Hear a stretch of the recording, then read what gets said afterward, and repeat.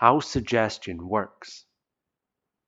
In order to understand properly the part played by suggestion, it is enough to know that the unconscious self is the grand director of all our functions.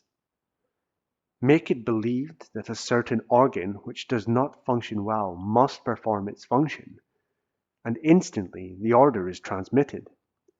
The organ obeys with docility, and either at once or little by little starts to perform its functions in a normal manner. This explains simply and clearly how, by means of suggestion, one can stop hemorrhages, cure constipation, cause fibrous tumors to disappear, cure paralysis, tubercular lesions, varicose veins, ulcers, etc.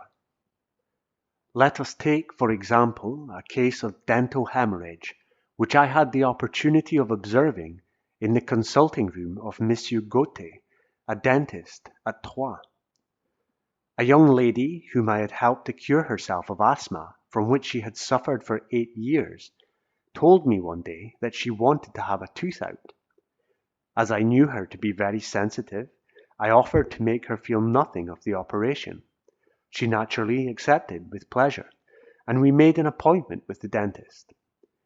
On the day we had arranged, we presented ourselves at the dentist's, and, standing opposite my patient, I looked fixedly at her, saying, "You feel nothing, you feel nothing," etc., etc. And then, while still continuing the suggestion, I made a sign to the dentist. In an instant the tooth was out, without the young lady turning a hair.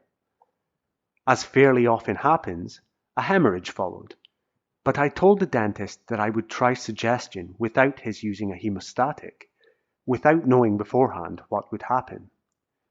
I then asked the young lady to look at me fixedly once again, and I suggested to her that in 2 minutes the hemorrhage would cease of its own accord, and we waited.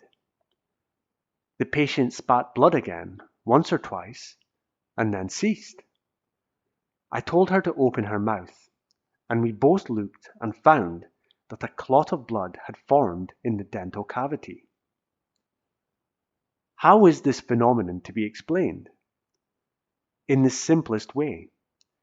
Under the influence of the idea the hemorrhage is to stop, the unconscious had sent to the small arteries and veins the order to stop the flow of blood, and, obediently, they contracted naturally, as they would have done artificially at the contact of a hemostatic, like adrenaline, for example.